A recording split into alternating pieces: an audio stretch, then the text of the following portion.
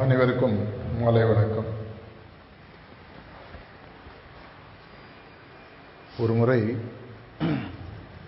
ஒரு ஆள் பிரம்மாவை நோக்கி தவம் இருந்தாராம். கிட்டத்தட்ட ஒரு 100 வருஷம் ஆயிடுச்சு. கடைசியில் பிரம்மா வர்றாரு. அவர் பிரம்மாவை பார்த்து கேட்குறாரு, ஏங்க 100 வருஷம் தியானம் பண்ண இப்போ தான் வரீங்க, இவ்வளோ லேட்டாக வரீங்க? அது ஒன்றும் இல்லைப்பா, உங்கள் ஊர் டைமும் எங்கள் ஊர் டைமும் கொஞ்சம் வேறு. உங்கள் ஊரில் 10 வருஷன்றது எங்களுக்கு 1 நிமிஷம், நான் 10 நிமிஷத்தில் வந்துட்டேன். ஓ அப்படிங்களா? இதை பேசிகிட்டு இருக்கும்போது உங்கள் ஊரில் 10 கோடின்றது எங்கள் ஊரில் 100 ரூபா, அது மாதிரி சொல்லிட்டு பையன் ஒன்று கேட்குறான், எனக்கு ஒரு 1000 கோடி கொடுங்க. இதுவா ஒரு 10 நிமிஷத்தில் வந்துடுறேன். புரியலையா? அது மாதிரி சார்ஜி மகாராஜ் அடிக்கடி ஒரு கதை சொல்லுவார். பிரம்மா காத்தால பல் தேய்க்க போகிறாராம். அப்போ பிரம்மாவோட அசிஸ்டண்ட் பிரம்மாவோட காதில் சொல்கிறாராம், ராவணன் பிறந்திருக்காரு. உலகிலேயே ரொம்ப வருடம் வாழ்ந்ததாக கருதப்படக்கூடிய ஒரு மனிதன் பார்த்தீங்கன்னா, அரக்கன் மனிதன்னா ராவணன். 10,000 வருஷம் வாழ்ந்ததாக சொல்லுவாங்க. ஒரு பல் தேய்ச்சி முடிக்கும்போது யாரோ காதில் சொல்கிறாங்களா, ராவணன் இறந்துட்டாரு. பிரம்மா சொல்கிறார், அல்பாயுஸ் அப்படின்றார். இந்த பிறவின்ற ஒரு விந்தையான ஒரு விஷயம் புரியாமலேயே நம்ம ரொம்ப நாள் ஓட்டிகிட்ருக்கோம். ஒரு முறை சார்ஜி மகாராஜ் அழகாக ஒரு கதை ஒன்று சொன்னார். நம்ம ஊரில் பார்த்தீங்கன்னா இறந்ததுக்கு அப்புறமாக டூம் ஸ்டோன் சொல்லுவாங்க. ஒரு கல்லை வச்சு அதில் இன்னார் பிறந்த தேதி இறந்த தேதின்னு எழுதிடும். இந்த பிறந்த தேதி இறந்த தேதி நடுவில் பார்த்தீங்கன்னா ஒரு ஹைஃபன், ஒரு கோடு இட்டிருப்பாங்க. ஆக்சுவலாக மொத்தமாக பார்த்தா அவ்வளோதான் வாழ்க்கை. நம்ம பெரிய பெரிய விஷயங்களை செய்கிறதா நினச்சிட்ருக்கோம். இந்த மொத்த காலகட்டத்தில் பார்த்தீங்கன்னா இந்த உலகத்தில் அது ஒரு பெரிய விஷயமா யாருக்கும் தெரியறதில்லை. அன்றைக்கி நம்ம போடுற சண்டை, அன்றைக்கி வீட்டில் இருக்கக்கூடிய பிரச்சனை, அன்றைக்கி ஆஃபீஸில் இருக்கக்கூடிய பிரச்சனை, இந்த மாதம் கட்ட வேண்டிய கரண்ட் பில்லு, இது மாதிரி இருக்கிற பிரச்சனைகள்லேயே இறங்கி ஓடி ரொம்ப எளிதாக ஆன்மீகத்தை புரிய வைக்கணும் அப்படின்னு சொல்லி பார்த்தோன்னா, என்னுடைய வீட்டிலேருந்து நான் இன்றைக்கி காத்தால் ஸ்கூலுக்கு போகிறதுக்கு போகிறேன். அந்த ஸ்கூலு சாயங்காலம் முடிஞ்சால் திரும்பி வீட்டுக்கு வரணும். ஆனால் அந்த ஸ்கூலுக்கு போன இடத்துல இந்த ஸ்கூலுலேருந்து திரும்பி வர வழியில் டிஸ்ட்ராக்ட் ஆகி அப்படியே போய் வீட்டுக்கே வராமல் போனால் எப்படியோ அது மாதிரி ஒரு விஷயந்தான் நம்மளுடைய வாழ்க்கையில் நம்மளுக்கு திரும்பி நடந்துட்டு. இந்த மேக்ஸிம் 3 அடிக்கடி நான் பேசுறது உண்டு. இது நம்மளுக்கு சரியாக புரியணும்னா நம்மளுடைய வாழ்க்கை இங்கே எதற்காக நாம் பிறவி எடுத்திருக்கோம், இல்லை எதற்காக நம்ம அனுப்பப்பட்டிருக்கோன்றது நம்மளுக்கு தெளிவாக புரியணும். ஆன்மீக பாதையில் ஒரு 3 செட்டிங் எடுத்ததுனாலேயே நமக்கு இந்த விஷயங்கள் தெளிவாக புரியும் என்பதற்கு எந்த விதமான ஒரு ஆதாரமும் கிடையாது. பிறப்பு இறப்பு இது இரண்டும் தேதி நம்மளால் நிர்ணயிக்க முடியாது. பிறப்பு என்பதற்கு நம்மளுடைய பூர்வ ஜென்ம கர்மாக்கள், சம்ஸ்காராஸ், அதற்கு ஏற்றாற்போல் அந்த ஆன்மாவானது எங்கே பிறக்கணும், எப்படி பிறக்கணுன்ற முடிவை அது எடுக்குது.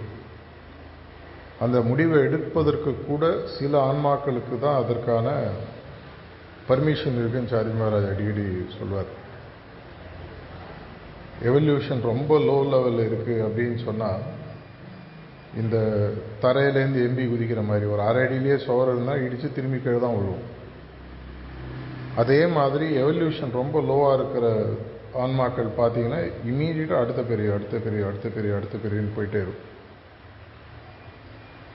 ஆனால் ப்ரீவியஸ் முன் ஜென்மாவில் நம்ம ஏதாவது ஒரு கடவுள் தாக்கம் நம்ம மனசுக்குள்ளே ஏற்பட்டு ஆன்மீக பாதையில் கொஞ்சம் போகக்கூடிய விஷயத்தில் நம்மளுடைய ஆன்மாக்கு இன்னும் கொஞ்சம் ஒரு நிலைமை எக்ஸ்ட்ரா வரும்.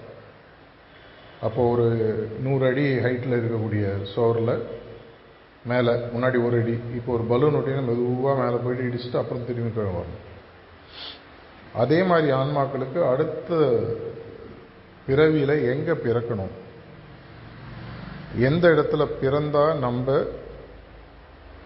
இந்த ஆன்மா எதற்காக அடுத்த பிறவி எடுக்கிறதோ அதனுடைய குறிக்கோளை பூர்த்தி செய்ய முடியுன்றதை தெரிஞ்சு அது எடுக்கக்கூடிய ஒரு தன்மையை அந்த ஆன்மா அடைகிறது.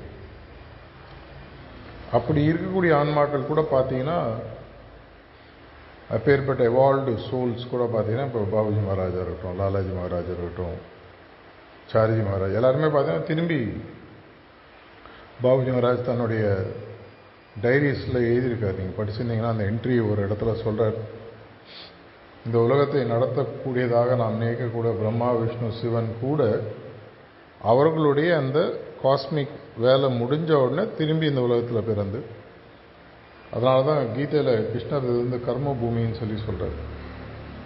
எந்த சக்தி உங்களுக்கு கொடுக்கப்பட்டிருந்தாலும், எந்த சக்தியை நீங்கள் அது உடல் ரீதியாக எங்கே இருக்கும்போது எடுத்தாலும் சரி, இல்லை ஒரு காஸ்மிக் ஃபங்க்ஷனரின்னு சொல்லுவாங்க, அந்த மாதிரி இருந்தாலும் சரி, திரும்பி இங்கே வந்து இங்கேருந்து தான் நம்ம மீண்டும் மேலே போனோன்றதை பகவத்கீதையிலேயே கிருஷ்ணர் சொல்லியிருக்கார். அப்படி இருக்கும்போது நமக்கு இந்த பிறப்பு எதற்கு எடுத்தோம் என்பது கண்டுபிடிக்கிறதே ஒரு பெரிய விஷயம். ஒரு பெரிய ஆங்கில அறிஞர் ஒரு முறை சொன்னார், உலகில் இருப்பவர்களில் ஒரு 98% மக்கள் வாழ்க்கையை ஒரு முறை தான் வாழ்கிறார்கள். பிறக்கிறார்கள், இறக்கிறார்கள். 1-2% மக்கள் மட்டும்தான் ஏதோ ஒரு காலகட்டத்தில் நான் எதற்காக பிறந்தேன்றதை யோசித்து அந்த காரணத்தை கண்டுபிடிச்சு, அந்த காரணத்திற்காக அந்த காரணத்தை கண்டுபிடிச்ச காலத்திலேருந்து கடைசி காலம் வரைக்கும் வாழறாங்க. அது 10 வயசில் நிகழலாம், 20 வயசில் நிகழலாம், 40 வயசில் நிகழலாம், 50 வயசில் நிகழலாம். அதை கண்டுபிடிக்கும் போது பர்பஸ்ன்னு சொல்லுவாங்க.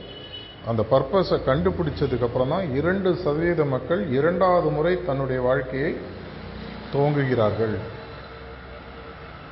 ஆன்மீகம்ன்றது கிட்டத்தட்ட பார்த்தீங்கன்னா நமக்கு கொடுக்கப்பட்ட உண்மையான 2வது வாழ்க்கை. இந்த நோக்கத்தில் 2 வகை இருக்குது. நம்மளா கணத்தில் குதிக்கிறது ஒன்று, யாராவது தள்ளி விடுறது. இந்த ஆன்மீக பாதைன்றவங்க எவ்வளோ பேர் நம்ம உண்மையான தாக்கத்துடன் தேடி வந்திருக்கோம். ஒரு விவேகானந்தர் பார்த்தீங்கன்னா அவர் தேடி போகிறாரு, எங்கெங்கேயோ போகிறாரு, கடைசியில் ராமகிருஷ்ண பரமஹம்சர் கண்டுபிடிக்கிறாரு. தாஜியோட லைஃப்லேயே பார்த்தீங்கன்னா ஒரு முதல்ல கிளம்பி போகிறாரு, அப்புறம் ஒரு போகிற வழியில் ஒருத்தர் நிறுத்தி எங்கேப்பா போகிறாரு, திரும்பி போன்னு சொல்லி. நம்ம எல்லாருமே நிறைய பேர் பார்த்தீங்கன்னா யாரோ சொல்லி விடுவாங்க. இங்கே இருக்கிறவங்களுக்கு தேடல் இல்லைன்னு சொல்ல வரல, ஆனால் அந்த தேடல் வந்து ஒரு அகல் விளக்கு மாதிரி யாரோ ஒருத்தர் தூண்டி விட்டுருக்கு. யாரோ வந்து இது மாதிரி இருக்குப்பாவா தியானம் பண்ணி. எவ்வளோ பேர் நம்மளால் சொல்ல முடியும், என்னால் சின்ன வயசுலேருந்தே அப்படி ஒரு தாக்கத்துடன் நான் இருந்தேன், ஆன்மீகம் வேணும் வேணும் வேணும்னு ஒரு பயங்கரமான தேடலுக்கு அப்புறம் எனக்கு சகஜமாக இருக்குது, ஹார்ட்ஃபுல்னஸ் கிடச்சுன்னு நம்மளால் சொல்ல முடியுமானா தெரியாது, ரொம்ப கம்மி. ஸோ நம்மளாம் வந்து கணத்தில் கொஞ்சம் தள்ளிவிடப்பட்டவர்கள். தள்ளிவிடப்பட்டப்போ தள்ளிவிட்ட மேலே சில நேரம் கோவம் வரும். என்னை இறக்கி விட்டான் பாரு, என்னை இன்ட்ரடியூஸ் பண்ண ஃப்ரெண்டு என்னை இன்ட்ரடியூஸ் பண்ணிட்டு என்னை இன்ட்ரடியூஸ் பண்ணுறதுக்காக வந்த மாதிரி அவன் விட்டு போயிட்டான் மிஷினை. சில நேரம் அவனை பார்க்கும்போது யோசிப்பேன், ஏன்டா என்ன தள்ளி விட்டு நீ போயிட்டியே. நம்ம எல்லாருக்குமே அப்படி பார்க்கும்போது ஆக்சுவலாக பார்த்தீங்கன்னா இந்த உண்மையான இந்த டைரி எழுதுறதுனுடைய நோக்கம் கூட பார்த்தீங்கன்னா, என்னுடைய ப்ரிசெப்டர் ரொம்ப நாள் சொல்லுவார், டைரி எனக்கு சேர்ந்ததுலேருந்து எழுதுகிற பழக்கம் உண்டு, இன்னி வரைக்கும் டைரி எழுதாமல் இருந்ததில்லை. ஆனால் அவர் எப்பவுமே சொல்லுவார், உன்னோட டைரியில் முதல்ல ஒரு பக்கம், அந்த காலத்தில் பார்த்தீங்கன்னா 90s சேர்ந்தவங்களுக்கு பார்த்தீங்கன்னா அபியாசி டைரின்னு ஒன்று கொடுப்பாங்க. இப்போல்லாம் அது இல்லை. அந்த காலத்தில் நீங்கள் எவ்வளோ பேர் வச்சுருக்கீங்கன்னு தெரியல, எங்கள் வீட்டில் பீரோவாக இருக்குது. அதில் முதல் பக்கத்தில் உங்களுடைய குறிக்கோள் என்ன அப்படின்னு ஒரு இடம் இருக்கும். எதற்காக நீங்கள் இந்த பாதையில் சேர்ந்தீர்கள். என்னை அடிக்கடி சொல்ல, இது எழுது இது எழுது இது எழுதுன்னு. நான் அவர்கிட்ட சொல்ல, இல்லை எனக்கு ஒன்றும் புரியலை, எல்லாம் இருக்குது, மேக்ஸிமில் இருக்குது, எல்லாமே எழுதப்பட்டிருக்கு 10 நியமங்களில், இருந்தாலும் எனக்கு இது புரியல, எதுவும் எழுதணும்னு விட்டுட்டேன்.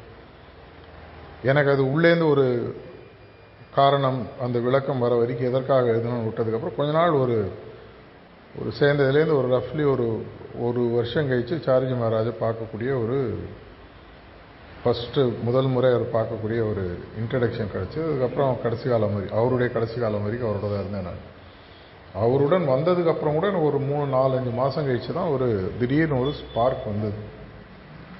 இந்த காரணத்திற்காக தான் நான் இருக்கேன். நான் அதை உங்களுக்கு சொல்கிறதுனால உங்களுக்கு எந்த விதமான பிரயோஜனம் இல்லை. ஏன்னா அந்த ஸ்பார்க் உங்களுக்கு வரணும். மற்றவங்கள பார்த்து காப்பி அடித்தோன்னா அதுக்கு பேர் ஸ்பார்க் இல்லை. அதை எழுதினதுக்கப்புறம் என்னுடைய ஆன்மீக பயிற்சியும் என்னுடைய குருநாதருக்காக செய்யக்கூடிய சேவை செய்யக்கூடிய இன்ட்ரெஸ்ட்டும் மாற ஆரம்பிச்சு. இதுக்காக தான் நான் வந்திருக்கேன், இதுக்காக ஏதோ ஒரு காரணத்துக்காக தான் நம்ம இந்த பிறவி எடுத்துருக்கோன்றது புரியும் பொழுது அப்போ ஒன்று தெரிய ஆரம்பிச்சது. பிறப்புன்றது தாண்டி வந்தாச்சு, அதனால தான் இங்கே உட்காந்துருக்கோம். இறப்பு என்பது தெரியாது. அப்படின்னா அந்த இருக்கக்கூடிய காலகட்டத்தில் எந்த குறிக்கோளுக்காக எந்த நோக்கத்திற்காக இந்த பிறவியை இந்த உடலை இந்த ஆன்மா தேர்ந்தெடுத்ததோ அதை நான் இந்த வாழ்க்கையில் முடித்தாக வேண்டும். ஏன்னா மீண்டும் மீண்டும் இந்த குறிக்கோளை டைரியில் எழுதும்போது அடிக்கடி சார்ஜி மகாராஜ் சொல்லக்கூடிய வார்த்தை, டெய்லி நைட்டு நீ எழுதின குறிக்கோளை ஒரு தடவை படித்து பாரு, check whether you grown into the goal அப்படின்னு சொல்ல, அந்த குறிக்கோளை நோக்கி வளர்ந்து கொண்டு இருக்கிறாயா அப்படின்றத டெய்லி ஒரு தடையாக கேளு.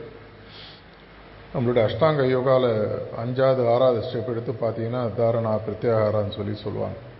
Time for introspection. நம்மளுடைய நைட் படுக்கிறதுக்கு முன்னாடி பண்ணக்கூடிய 10th மேக்ஸிமம் ப்ராக்டிஸாக இருக்கட்டும், நம்மளுடைய பெட் டைம் ப்ரேயர், இரண்டுமே பார்த்தீங்கன்னா பெட் டைம் ப்ரேயரில் சொல்லக்கூடிய ப்ரேயரானது ஒரே எப்பவும் சொல்லக்கூடிய மிஷன் ப்ரேயராக இருந்தாலும் ஒவ்வொரு நாளும் அதை நீங்கள் சொல்லும்போது உங்களுக்கு ஒரு புதுசாக ஒரு டைமென்ஷன் புரியணும். நம்மளோட ப்ராக்டிஸ் ஒன்று தான், ஆனால் டெய்லி வரக்கூடிய புரிதல்கள் ஒவ்வொரு நாளும் வித்தியாசமாக இருக்கும்.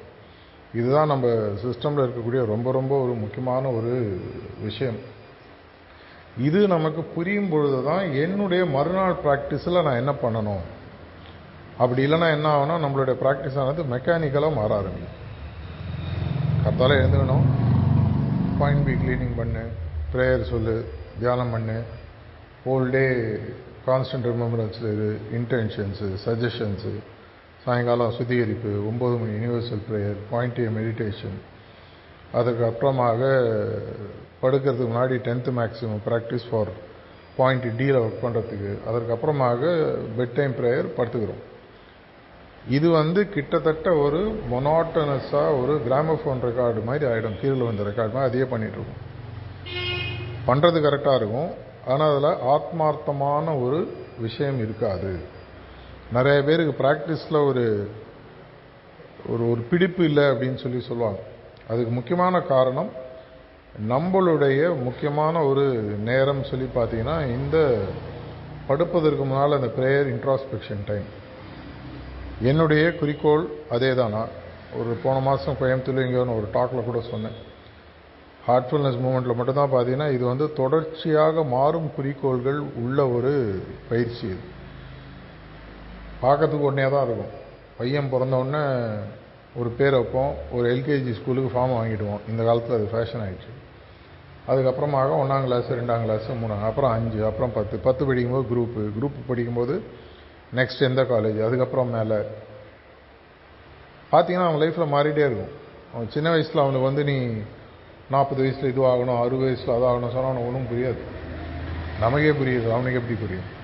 அதனால் பார்த்தீங்கன்னா ஒவ்வொரு படிவத்தை தாண்டும் போதும் குறிக்கோளானது மாற ஆரம்பிக்கும்.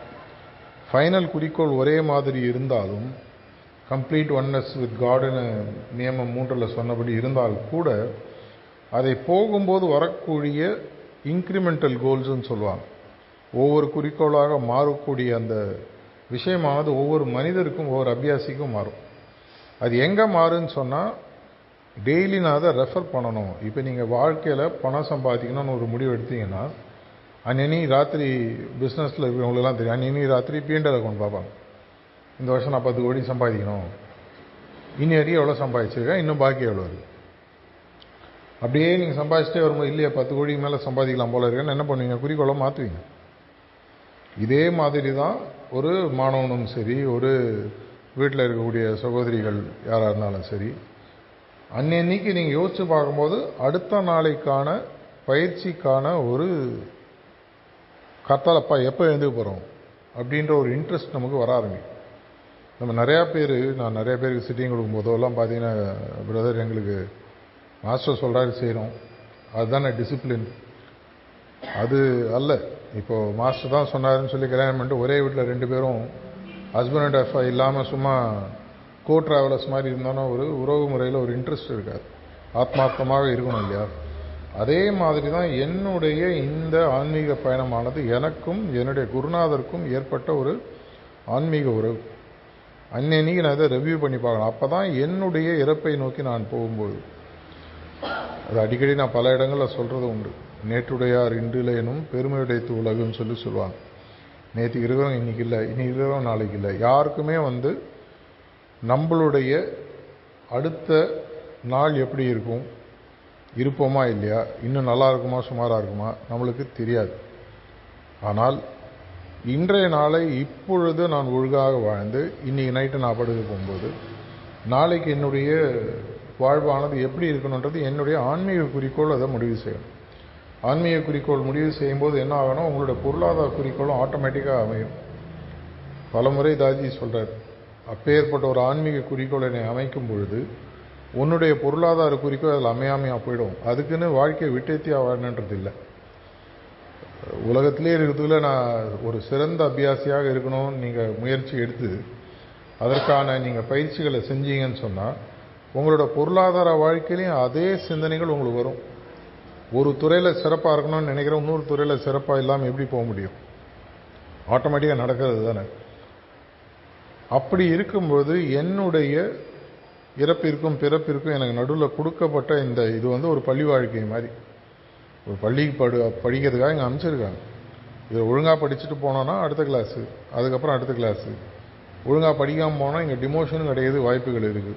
இதை நான் சொல்ல சார்ஜி மகாராஜ் சொல்லியிருக்காரு. ஒரு தடவை சொல்லியிருக்காரு, மனிதனாக பிறந்துட்டதுனாலேயே திரும்பி நீ 5வது 4வது அறிவு படைத்த ஜீவராசியாக மாற மாட்டான்றது நிச்சயம் கிடையாதுன்னு சொல்கிறேன். இது முதல்ல எனக்கு கேட்கும்போது ஷாக் ஆகிடுச்சு. ஏன்னா தியரி ஆஃப் எவல்யூஷன் சொல்லி பார்த்தீங்கன்னா 1 2 3 4 5 தாண்டினதுக்கப்புறம் 6ன்னு சொல்லி வந்துட்டோன்னு சொன்னால் திரும்பி ரிவர்ஸில் போக மாட்டோம்னு நான் ரொம்ப நாளாக நினச்சிட்டு இருந்தேன். அப்போ ஒரு இடத்துல சொல்லி சில உதாரணங்கள்லாம் சொன்னார். புராணங்கள்லேருந்து இதிகாசத்துலேருந்துலாம் கதையெல்லாம் சொல்லி, இந்த ஆள் பாரு எப்படி பிறந்திருக்கான் பாரு, அந்த ஆள் பாரு எப்படி பிறந்திருக்கான் பாரு. அப்படின்னா என்ன அர்த்தம், அவன் ரிவர்ஸில் போயிருக்கான். அப்பேற்பட்ட ஆளுங்களுக்கே நடக்குதுன்னா நம்மளுக்கும் நடக்கும், ஞாபகம் வச்சுக்கோ. நம்மளோட சிஸ்டம்லேயே பார்த்தீங்கன்னா ரிவர்சல் நடக்கக்கூடிய வாய்ப்புகள் இருக்குது. இப்போ நீங்கள் ஒரு வேளை உங்களை ஒரு மைண்ட் ரீஜன்லையோ இல்லை ஹையர் ரீஜனில் போட்டிருக்காருன்னு சொன்னால் நம்ம அந்த கொடுக்கப்பட்ட ஆன்மீக முன்னேற்றத்திற்கு ஏற்றாற்போல் நம்மளுடைய தன்மை மாறவில்லை என்றால் ரிவர்ஸ் அடிக்கிறதுக்கு வாய்ப்பு இருக்குது. இது பாபுஜியோடைய டைரிஸில் பேரோடையே சொல்லியிருக்காரு. நான் எந்த பேரும் சொல்ல விரும்பல, நீங்கள் போய் படித்து பார்த்துக்கோங்க. யாரெல்லாம் ஒரு 13 பாயிண்ட் சென்ட்ரல் ரீஜனில் வச்சாரோ அவங்களாம் வழிக்கு திரும்பி ரிவர்ஸில் போயிருக்காங்க. அப்படின்னா என்ன அர்த்தம், எந்த அளவுக்கு முன்னேற்றம் ஆன்மீகத்தில் இருக்கிறதோ அந்த அளவுக்கு வழுக்கலும் வாய்ப்புகள் இருக்குது. அப்படின்னா எனக்கு கொடுக்கப்படக்கூடிய இந்த ஆன்மீக முன்னேற்றத்திற்கு நான் உரியவனாக மாற வேண்டிய ஒரு கடமை என்கிட்ட இருக்கு. நம்மளுடைய தன்மை மாற்றம், என்னுடைய தன்மை முன்னேற்றம், இதெல்லாம் பியூர்லி ஒரு அபியாசுடைய கடமைன்னு சொல்லி சார்ஜி மகாராஜ் பலமுறை சொல்லியிருக்காரு. ஆன்மீக முன்னேற்றம்ன்றது மாஸ்டரால் ஒரு செகண்டில் கொடுக்க முடியும். ஆனால் இப்போ நீங்கள் 1ஆம் கிளாஸில் படிக்கிறீங்க, உங்கள் பிரின்சிபலுக்கு உங்களை பிடிச்சி போச்சு, நேராக 12ஆம் கிளாஸில் போய் உட்கார வச்சாருன்னா அந்த 12ஆம் கிளாஸில் உட்காரன்னா அந்த சிலபஸ் புரியணும். நேர பிரின்சிபால் சொல்லிட்டாருன்றதுனால எனக்கு கிளாஸில் வேணால் அனுமதி கிடைக்கும், அந்த சப்ஜெக்ட் என் தலையில் நுழையாது. அதை போன்றது தான் இந்த ஆன்மீக முன்னேற்றங்களும். ஆன்மீக முன்னேற்றம் என்று தடால் நமக்கு கொடுக்கப்படுகிறது. பல முறை மாஸ்டருக்கு ஒரு இன்ஸ்பிரேஷன் வரும். இதை பற்றி நான் பல டாக்ஸில் சொல்லியிருக்கேன். திடீர்னு பரவாயில்ல என் மேலே அன்பாக இருக்கான் அப்படின்னு சொல்லி கொடுத்துருவார். ஆனால் அதை வாங்கக்கூடிய தன்மை நமக்கு இல்லைன்னு சொன்னால் என்ன ஆகுன்னா, அது கையில் கொடுத்தது என்னென்னு நமக்கு தெரியாது. கையில் கொடுத்தது முத்து பவழம் எனக்கு தெரிஞ்சதுன்னா அதை நான் பத்திரமா வச்சுப்பேன். கையில் கொடுத்தது கல்லா முத்தா பவழமான்ற வித்தியாசம் தெரியலன்னு என்ன பண்ணுவேன், தெளிச்சு தூக்கி போட்டு போயிடுவேன். அதை போன்றதான் நமக்கு கிடைக்கக்கூடிய எல்லா ஆன்மீக முன்னேற்றங்களும். அப்படின்னு சொன்னால் இது அத்தனையுமே ஃபைனலி என்னுடைய ஒரு நாளில் அன்று நான் செய்யக்கூடிய பயிற்சி, அன்று மாலை அன்றைய பயிற்சி முடியும் பொழுது நான் படுக்க போகும்பொழுது மறுநாள் அந்த சிந்தனைகள் எனக்கு சொல்லணும். மறுநாள் என்னுடைய குறிக்கோளில் என்ன மூமெண்ட் இருக்க போகுது, நெக்ஸ்ட் நான் என்னவாக என்னுடைய ஆன்மீகத்தில் தன்மை மாற்றமோ இல்லை ஆன்மீக முன்னேற்றமோ எதுவாக இருக்க வேண்டும், இதற்கு நான் எப்படி நான் மாற வேண்டும், இதற்கு என்னுடைய பயிற்சியை நான் எப்படி செய்ய வேண்டும். ஒரு ஒலிம்பிக்ஸ் அத்லெட் எடுத்து பார்த்தீங்கன்னா அவங்க ஒரு மெடல் வாங்குறது 8 வருஷம் ஒர்க் பண்ணுவாங்க. இனி நம்ம பேப்பரில் பார்க்குறோம், இன்னார் வந்து ஒலிம்பிக்ஸில் கோல்டு மெடல் வாங்கிட்டாரு, சில்வர் வாங்கிட்டாரு, பிரான்ஸ் வாங்கிட்டாரு, நம்ம பேப்பரில் படிக்கிறோம். ஆனால் ஒலிம்பிக்ஸ் மெடலிஸ்டோட இன்டர்வியூலாம் நீங்கள் போய் பார்த்தீங்கன்னா 6, 7, 8 வருஷம் ஒரு நாளைக்கு 10, 12 மணி நேரம் அவங்க பயிற்சி செய்வாங்க. அது எல்லாம் செஞ்சு அந்த நேரத்தில் அந்த ஒலிம்பிக்ஸ் டைமில் அவங்க கரெக்டாக அந்த 1 நிமிஷமோ 2 நிமிஷமோ அவங்க வெளிப்படுத்தக்கூடிய அந்த திறமையானது ஒரு மெடலாக மாறிடுது. கிட்டத்தட்ட நம்மளுடைய ஆன்மீக பயிற்சி கூட பார்த்தீங்கன்னா கிட்டத்தட்ட ஒலிம்பிக்ஸ் பயிற்சி மாதிரி தான். பல வருடங்களாக அவங்க வெயிட் பண்ணி நம்ம கொடுக்கக்கூடிய ஒரு முன்னேற்றத்திற்கு நம்ம முன்னாடியே தயாராகும். நான் பல இடங்களில் இந்த உதாரணம் நான் சொல்லியிருக்குது. கொஞ்சம் நீங்கள் ஒரு சாணி எடுத்து தூக்கி போட்டிங்கன்னா சோரில் போய் ஒட்டிடும். நான் கொஞ்ச நேரம் கழிச்சு அது உலர்ந்து போச்சுன்னா பொலவுலன்னு திரும்பி கீழே வந்து நம்மளுக்கு கிடைக்கக்கூடிய மாஸ்டர் அவர் விருப்பப்படி கொடுக்கக்கூடிய ஆன்மீக முன்னேற்றம் கூட கிட்டத்தட்ட அது மாதிரி தான். ஒரு ஈரமாக இருக்கக்கூடிய ஒரு பொருளை தூக்கி போட்டேன், காஞ்சோன்னா கீழே விழுந்துடும். அங்கேயே அது இருக்கணும்னு சொன்னால் அங்கே இருக்கக்கூடிய தன்மையை அது வளர்த்துக்கணும். அது வளர்க்கலைன்னு சொன்னால் அப்படி கிடைத்த நமக்கு ஆன்மீக முன்னேற்றம் கூட நமக்கு ஒரு பின்னடைவாக மாறும். அப்படி வரும்போது நம்மளுடைய மனசு அதை ஒத்துக்காது, நம்மளுக்கு வருத்தங்கள் வரும். பல பேர் மிஷனில் விட்டுட்டு போனவங்கள நான் எப்பாவது பார்க்கும்போது கேட்குறது உண்டு, எதனால் விட்டுட்டு போனீங்க? இல்லை எங்கிட்ட மாஸ்டர் முதல்ல ரொம்ப பேசுவார், அக்கறையாக இருப்பார், எனக்கு பல முன்னேற்றங்கள் கிடச்சிது, அதுக்கப்புறம் திடீர்னு எல்லாம் நின்று போச்சு. நான் எப்பவுமே கேட்கறது உண்டு, எப்பாவது நீங்கள் கண்ணாடியை திருப்பி உங்கள் மூஞ்சியை பார்த்துருக்கீங்களா? இந்த பிரச்சனை மாஸ்டரால் உங்களுக்கு வந்ததா, இல்லை அந்த பிரச்சனை இருக்கா இல்லையான்றது இன்னொரு விஷயம். இந்த பிரச்சனை மாஸ்டரால் வந்ததா, இல்லை இந்த பிரச்சனையை நீங்களே உருவாக்கிக்கிட்டீங்களா? வாத்தியார் சொல்லி தராரு, பையன் வாத்தியார் மேலே போச்சுட்டு படிக்கலை, தப்பு யார் மேலே? வாத்தியார் மேலே, பையன் மேலேயா? கிட்டத்தட்ட நம்மளுடைய நிலைமை கூட அப்படி தான். இதை நாம் சரியாக புரிந்து கொண்டு அன்றன்று நம்ம இருக்கிறது மேக்ஸிமம் ஒரு நாள். இந்த ஒரு நாளில் என்னால் குறிக்கோளை அடைவதற்கு காய் எவ்வளோ தூரம் நடத்தப்படும். ஒரு செஸ்ஸு கேம் விளையாடுறீங்க, 64 ஸ்கொயரு. இப்போ கூட நம்மளுடைய ஊர் பையன் தான் வேர்ல்டு சாம்பியன்ஷிப் ஜெயிச்சான், நீங்களா கேள்விப்பட்டிருக்கீங்க. அந்த ஒவ்வொரு மூணு அழுத்தும் போது முன்னாடியும் காய் போகும், காய் பின்னாடியும் வரும். பல முன்னேற்றங்கள் இருக்கும், பல பின்னேற்றங்கள் இருக்கும். அது அன்னைக்கு அந்தந்த கேம் ஒரு மூவ்ன்றது ஒரு நாள் நம்மளுடைய வாழ்க்கையில். அந்த ஒரு நாளை நாம் கரெக்டாக வாழ்ந்துட்டோன்னா அடுத்த நாள் வாழும்போது இன்னும் கரெக்டாக இருக்கும். டைரி எழுதுறதுன்றது அதனால தான் ரொம்ப ரொம்ப ஒரு முக்கியமான ஒரு விஷயம். பல பேர் நான் பார்க்குறது ஒரு 95% வித்தியாசத்துக்கு டைரினா என்னென்னே தெரியறதில்லை. அப்படி டைரி எழுதுகிற பழக்கம் இருந்தால் கூட அதில் உள்ளே போய் பெருசாக அவங்க எழுதுகிற மாதிரி தெரியல. இது ஒரு தவறாக சொல்ல, ஆனால் இது ஒரு நம்மளுடைய ஆன்மீக முன்னேற்றத்திற்கு நம்மளுக்கு கிடைச்சிருக்கக்கூடிய ரொம்ப ரொம்ப ரொம்ப ஒரு பவர்ஃபுல் டூல். அன்றைக்கி சாயங்காலம் உட்காந்து எழுதி பார்க்குறேன். இப்போ ஒரு பரீட்சைக்கு ஒரு மாணவன் படிக்கிறான்னா ரிவிஷன் எக்ஸாம் எழுதுவான். எனக்கு இந்த கேள்வி தெரியுதா, பதில் தெரியுதா, எழுதி எழுதி எழுதி எழுதி 10 தடவை 20 தடவை 30 தடவை எழுதி பார்த்ததுக்கப்புறம் பரீட்சை எழுதும்போது டக்குன்னு ஞாபகம். அதே மாதிரி தான் கிட்டத்தட்ட நம்மளுடைய டெய்லி எழுதும். இன்றைக்கி என்னுடைய பயிற்சி நான் இப்படி பண்ணேன், இது இந்த முன்னேற்றத்தை எனக்கு கொடுத்ததாக நான் நினைக்கிறேன், இந்த முன்னேற்றத்தை நோக்கி நான் போகும்போது எனக்கு இந்த பிரச்சனை வந்தது, இந்த என்னுடைய தன்மை மாற்றத்தை நான் செய்து கொண்டதுனால இது எனக்கு ஒரு மாறுதல் கிடைச்சிது, நாளை தினத்தை நான் இன்னும் ஒரு ஆவலுடன் எதிர்பார்த்து கொண்டிருக்கிறேன்னு சொன்னீங்கன்னா உங்களுடைய மறுநாள் எப்படா வரும்னு எழுந்துக்கணும். அடுத்தது எப்போ?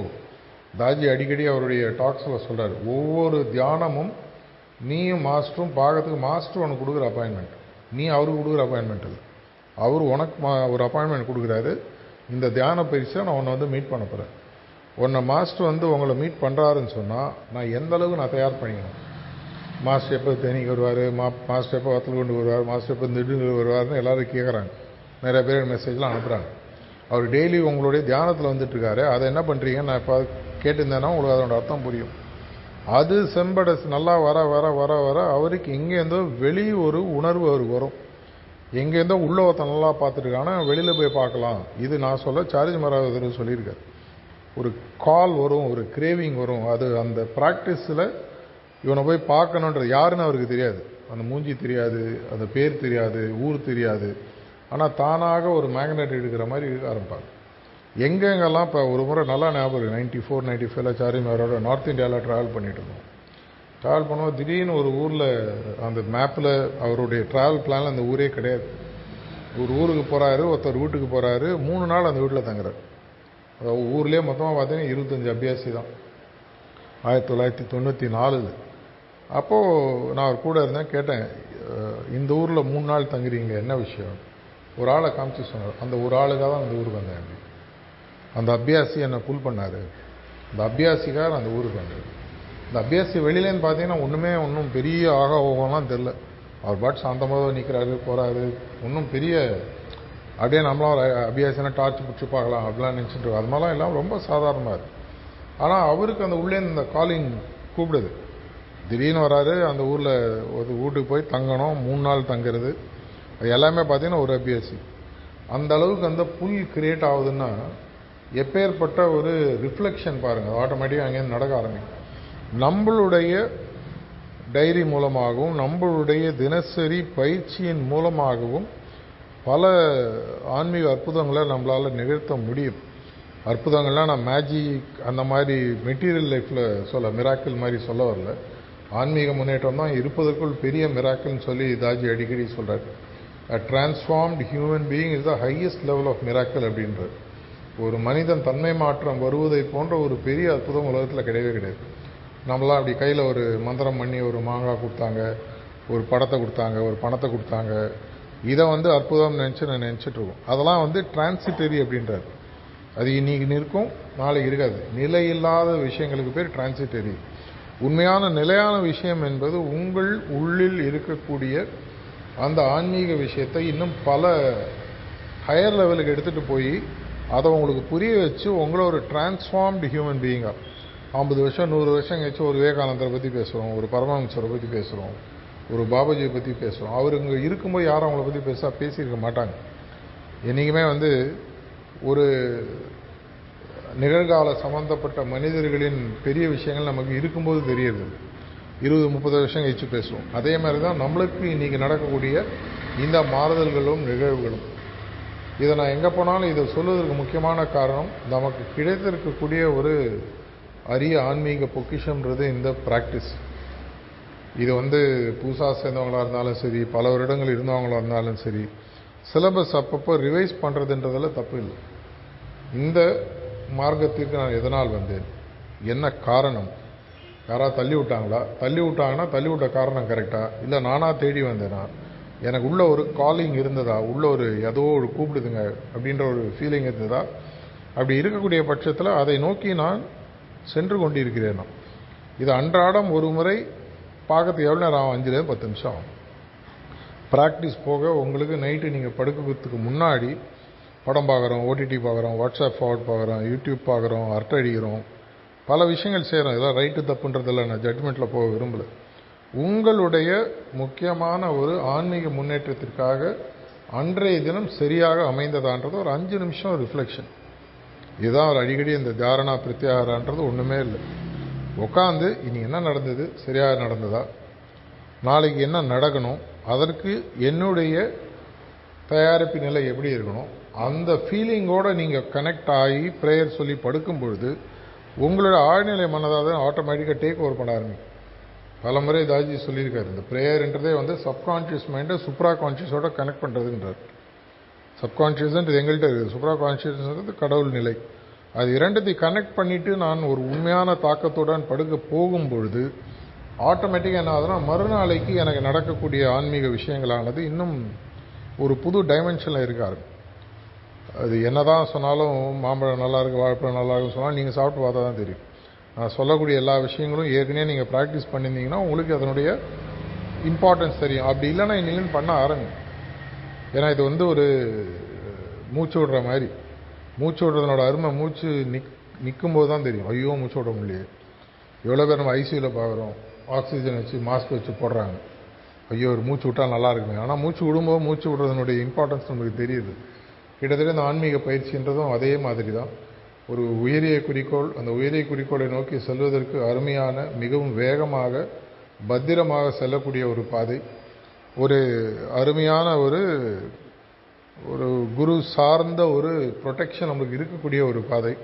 இது எல்லாரும் சீக்கிரமாகவே நீங்கள் யூஸ் பண்ணோம். அன்றைய தினத்தை சரியாக நீங்கள் யூஸ் பண்ணி இதன் மூலமாக இன்னும் எவ்வளோ வேகமாக நம்ம குறிக்கோளை நோக்கி அடைய முடியும்.